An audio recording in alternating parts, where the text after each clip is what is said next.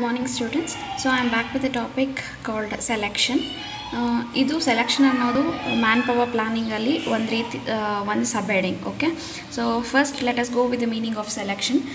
Selection is nothing but it is a process of picking up the right individual with the good qualification and competency in the job.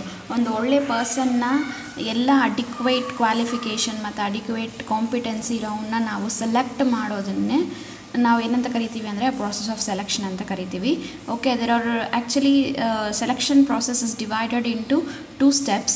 Okay, candidate from the employment into 2 classes, that is those who will be offered employee and those who will reject those who get rejected. Okay, the thing is, so ಇವಾಗ ಪ್ರಾಸೆಸಿಂಗಲ್ಲಿ processing ಅಂತ ಒಂದು ಸಬ್ topic ಇದೆ, ಅದನ್ನು ನೋಡೋಣ. So actually there are few steps in selection. So first step ಏನು ಅಂತ ಕೇಳಿದ್ರೆ, first one ಬಂದು preliminary interview. So preliminary interview are basically unqualified ಅಪ್ಲಿಕೆಂಟ್ಸನ್ನು based on the information supplied in the application form. This is the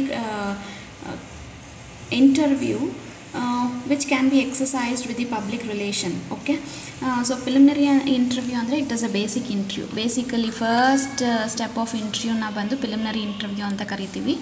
Illi bandu what has been done anta kelidre, applicants ina perform andre applicants ina qualification filtering idella illi ಮಾಡ್ತಾರೆ first step ಅಲ್ಲಿ. Second step ಏನು ಅಂದರೆ selection test.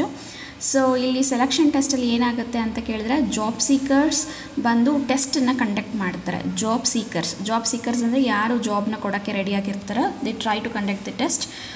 ಒಂದು ವೇಳೆ ಆ ಟೆಸ್ಟಲ್ಲಿ candidates ಅಥವಾ applicants ಬಂದು ಪಾಸ್ ಆದರೆ they'll go with the next round call the employment interview. Okay, ಈ ಎಂಪ್ಲಾಯ್ಮೆಂಟ್ ಇಂಟರ್ವ್ಯೂ ಅಂದರೆ ಏನು ಮೇಡಮ್ ಅಂತ ಕೇಳಿದ್ರೆ, it is an face-to-face interaction between the job seekers and job applicants. Okay, so ಇಲ್ಲಿ job seekers ಬಂದು good number of ಕ್ವೆಶ್ಚನ್ಸ್ನ ಕೇಳ್ತಾರೆ. ಅದಕ್ಕೆ ಇವರು ಡೇರ್ ಆ್ಯಂಡ್ ಪ್ರಾಂಪ್ಟ್ ಆಗಿ ಎಥಿಕಲ್ ಆಗಿ ಆನ್ಸರ್ನ ಕೊಡಬೇಕಾಗುತ್ತೆ.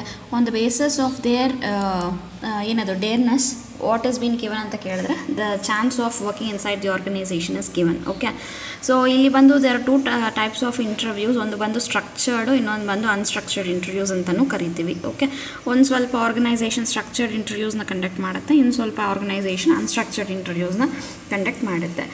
ಇಂಟರ್ವ್ಯೂ ಮಾಡುವಾಗ even the candidates behaviour and the stress is taken into consideration. Okay, so next 4th step ಅಂತ ಬಂದರೆ reference and background check.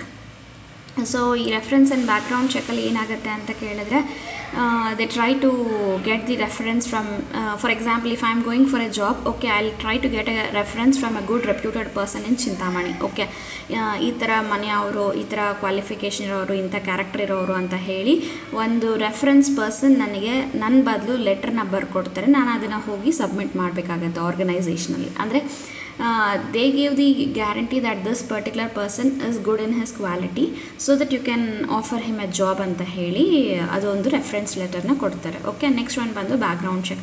Obvious ಆಗಿ ಯಾವುದೇ ಒಂದು ಕ್ಯಾಂಡಿಡೇಟ್ಗೆ ನಾವು ಜಾಬ್ ಕೊಡೋಕ್ಕೆ ಮುಂಚೆ first we will be checking with their background. ಅವರು ರಿಚ್ ಪುವರ ಅಥವಾ ಒಳ್ಳೆ ಬ್ಯಾಕ್ಗ್ರೌಂಡ್ ಇರೋರ, if they are from any terrorist group. So ಇದೆಲ್ಲ ನೋಡಿನೇ ಮತ್ತೆ ಏನು ಕೊಡ್ತಾರೆ ಅಂದರೆ ಜಾಬ್ನ ಕೊಡ್ತಾರೆ. So what's the 5th step ಅಂತ ಕೇಳಿದ್ರೆ, selection decision. This is the place where it is one of the critical steps ಅಂತಲೂ ಹೇಳ್ಬೋದು. For whom ಅಂದರೆ for the organisation, because this is the step where they have to decide for a very good candidates.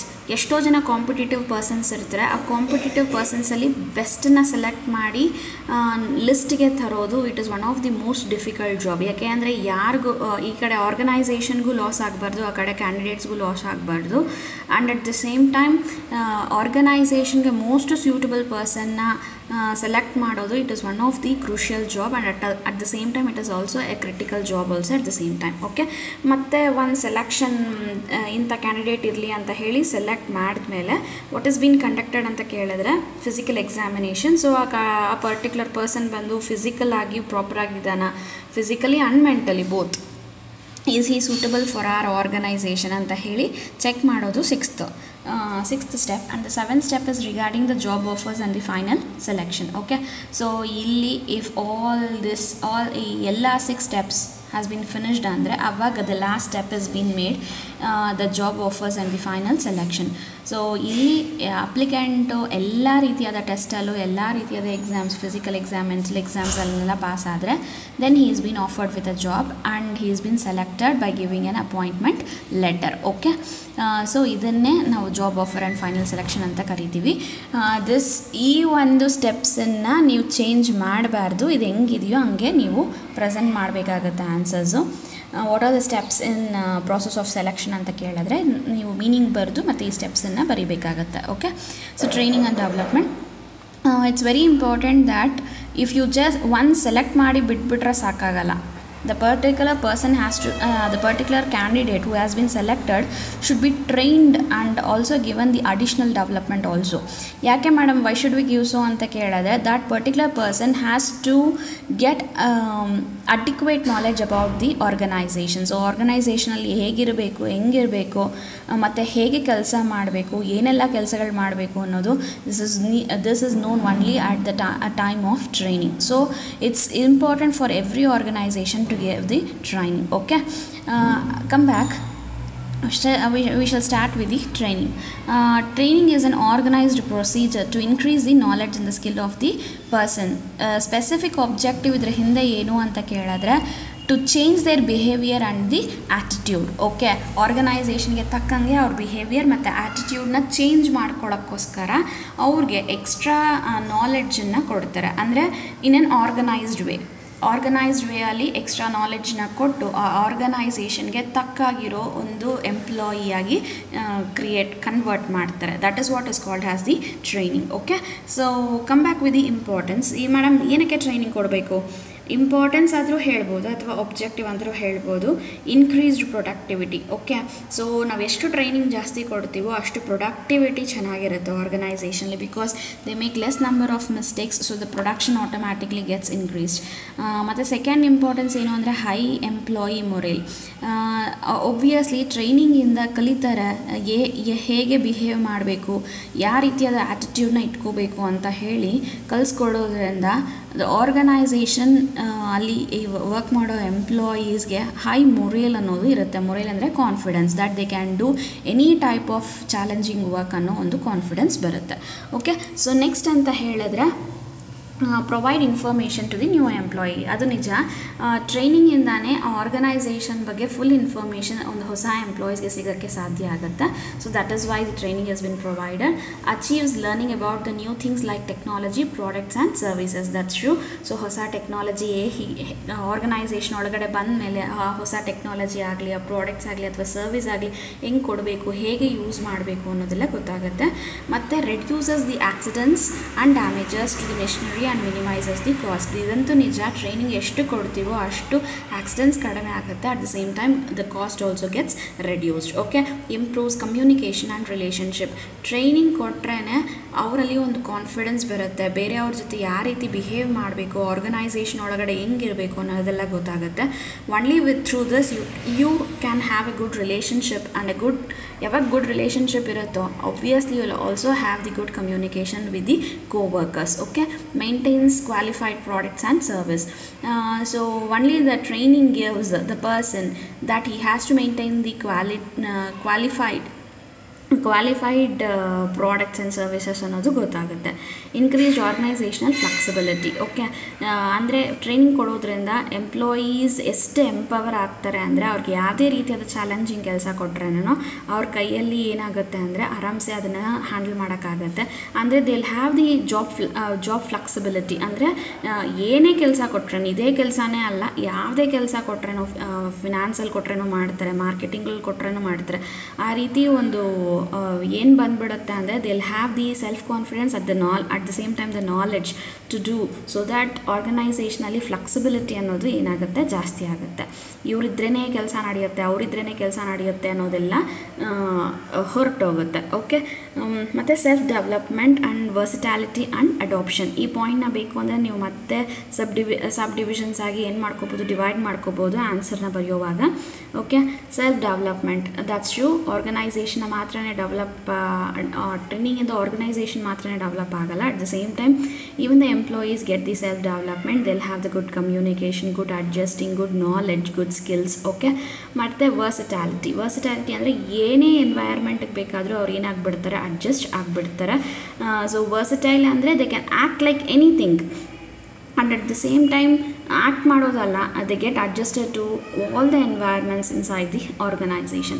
So methods of training actually, so ಇದು ಅಷ್ಟು ಡೀಟೇಲಾಗಿ ಹೋಗೋದು ಬೇಡ, because as this is one of it is not that important at the question paper point of view. Okay, so methods of training ಅಲ್ಲಿ on the job training. Madam training ಎಷ್ಟು, ಇವಾಗ objectives ನೋಡಿದ್ವಿ, ಇವಾಗ methods of training ಹಿಂಗೆಲ್ಲ training ಕೊಡ್ಬೋದು. So on the job training ಅಂತ ಕೇಳಿದ್ರೆ job ಕೊಟ್ಟು ಜಾಬಲ್ಲಿ ಕೂರಿಸಿ ಮತ್ತೆ ಹಂಗೆ ಕೆಲಸನ ಹೇಳ್ಕೊಡೋದು ಆನ್ ಜಾಬ್ ಟ್ರೈನಿಂಗ್ ಅಂತ ಕರಿತೀವಿ. ಓಕೆ, ಸೊ ಆನ್ ಜಾಬ್ ಟ್ರೈನಿಂಗಲ್ಲಿ it is again sub divided into coaching, conference leadership, job orientation, career planning. Okay, ಮತ್ತು ಬಂದು stimulation, that is vestibule training ಅಂತ ಕರಿತೀವಿ. ಇಲ್ಲಿ ಬಂದು ಟ್ರೈನಿಂಗ್ ಸೆಂಟರ್ಸ್ ಅಂತ ಇರುತ್ತೆ. ಆ ಟ್ರೈನಿಂಗ್ ಸೆಂಟರ್ಸಲ್ಲಿ there will be an expert trainees to train the new employees how to handle the equipment and the machines. Okay, so ಆ ಟ್ರೈನಿಂಗ್ ಸೆಂಟರ್ಸ್ಗೆ ಹೊಸ ಎಂಪ್ಲಾಯೀಸ್ನ ಕಳಿಸಿ ಟ್ರೈನಿಂಗ್ನ ಕೊಡಿಸೋದು as the vestibule training. Okay, next one ಬಂದು ಅಪ್ರಿಷಿಯನ್ಶಿಪ್ training. Okay, ಇದು ಬಂದು this is again the method which is used in Indian industries especially, and at the same time it is one of the oldest training methods also. ಏನು ಅಂತ ಕೇಳಿದ್ರೆ ಇಲ್ಲಿನೂ ಅಷ್ಟೇ theoretical knowledge ಮತ್ತು practical knowledge ಎರಡನ್ನೂ ಕೊಡ್ತಾರೆ. ಅಪ್ರೆಂಟಿಶಿಪ್ಸ್ ಅಂತ ಕರಿತೀವಿ ಇವ್ರನ್ನ. ಈ ಅಪ್ರೆಂಟಿಶಿಪ್ಸ್ ಅನ್ನೋರು ಎಂಥವರು ಅಂದರೆ they get the knowledge, the theoretical knowledge and the practical knowledge at the same time as they are working. Okay, especially ಇಂಡಿಯಾಲಿ ಯಾವ ಸೆಂಟರ್ಸ್ ಇದೆ ಅಂತ ಕೇಳಿದ್ರೆ ITI. ಓಕೆ, ಇವ್ರ ಕಾನ್ಸೆಪ್ಟ್ ಏನಿರುತ್ತೆ ಅಂತ ಕೇಳಿದ್ರೆ earn while you are learning ಅನ್ನೋ ಒಂದು ಕಾನ್ಸೆಪ್ಟೇ ಯಾವುದು ಅಂತ ಕೇಳಿದ್ರೆ apprenticeship. Okay, training, class room training. So class room training ಅಂತಲೂ ಕರಿಬೋದು ಅಥವಾ ಆಫ್ ದ ಜಾಬ್ ಟ್ರೈನಿಂಗ್ ಅಂತಲೂ ಕರಿಬೋದು. ಅದು ಏನು ಅಂತ ಕೇಳಿದ್ರೆ it is the trainees R placed inside the class rooms for providing the extra training. Okay, ಒಂದು ಕ್ಲಾಸ್ ರೂಮ್ನ ಕ್ರಿಯೇಟ್ ಮಾಡಿಬಿಡ್ತಾರೆ. ಸೊ ಆ ಕ್ಲಾಸ್ ರೂಮಲ್ಲಿ who is given the training ಅಂತ ಕೇಳಿದ್ರೆ trainees are given the training. Okay, so ಒಂದೊಂದು ಸತಿ even the employees are sent to few institutions, universities and to get the additional knowledge. ಇಲ್ಲಿ ಬಂದು you have few examples for training in this type of training. ಅದು ಯಾವುದು ಅಂತ ಕೇಳಿದ್ರೆ lecturer, audio visual aids, case study, group discussion. So ಇದರಿಂದ ನಾನು ಎಂಪ್ಲಾಯೀಸ್ಗೆ ಏನು ಬರುತ್ತೆ ಅಂತ ಕೇಳಿದ್ರೆ ಟ್ರೈನಿಂಗ್ನ ಪ್ರೊವೈಡ್ ಮಾಡ್ತಾರೆ. ಮತ್ತು ಇಂಟರ್ನ್ಶಿಪ್. ಓಕೆ, ಇಂಟರ್ನ್ಶಿಪ್ ಅಂತ ಕೇಳಿದ್ರೆ ಇದು ಬಂದು ಜನರಲ್ ಆಗಿ ಎಲ್ಲಿರುತ್ತೆ ಅಂದರೆ it will be available in the educational institutions. The employees asked join the programmes of training. Okay, ಇಲ್ಲಿ ಎಂಥದ್ದು ಅಂತ ಕೇಳಿದ್ರೆ ರೆಗ್ಯುಲರ್ ಆಗಿ ಇವರು ಸ್ಟಡಿ ಮಾಡ್ತಾ ಇರ್ತಾರೆ for a particular period of time. At the same time ಇವರಿಗೆ ಅವಾಗವಾಗ ಏನು ಮಾಡ್ತಾರೆ ಅಂದರೆ they are sent to the work to get the practical knowledge and skill. Okay, general ಆಗಿ ಇಂಟರ್ನ್ಶಿಪ್ ಎಲ್ಲಿ ನಾವು ನೋಡ್ಬೋದು ಅಂತ ಕೇಳಿದ್ರೆ ಚಾರ್ಟರ್ಡ್ ಅಕೌಂಟೆನ್ಸಿ ಕೋರ್ಸ್ ಮಾಡೋರಿಗೆ, MBBS ಮಾಡೋರಿಗೆ, ಕಂಪನಿ ಸೆಕ್ರೆಟ್ರಿಯಾಗಿ ವರ್ಕ್ ಮಾಡೋರಿಗೆ, ಡಾಕ್ಟರ್ಸ್ ಆಗಿರೋರಿಗೆ, ಇವ್ರಿಗೆಲ್ಲ ಇಂಟರ್ನ್ಶಿಪ್ ಅಂತ ಹೇಳಿ ಒಂದು 1 year ಇರುತ್ತೆ. ಓದ್ತಾನೆ ಒಂದೊಂದ್ಸತಿ ಕೆಲಸಕ್ಕೆ ಕಳಿಸಿ ಅಲ್ಲಿ ಪ್ರಾಕ್ಟಿಕಲ್ ನಾಲೆಡ್ಜ್ನ ಗೇನ್ ಮಾಡ್ಕೊಳ್ಳೋಕ್ಕೆ ಆಪರ್ಚುನಿಟಿ ಕ್ರಿಯೇಟ್ ಮಾಡಿಕೊಡ್ತಾರೆ. Okay, so we shall go with the next topic in the coming classes. Thank you.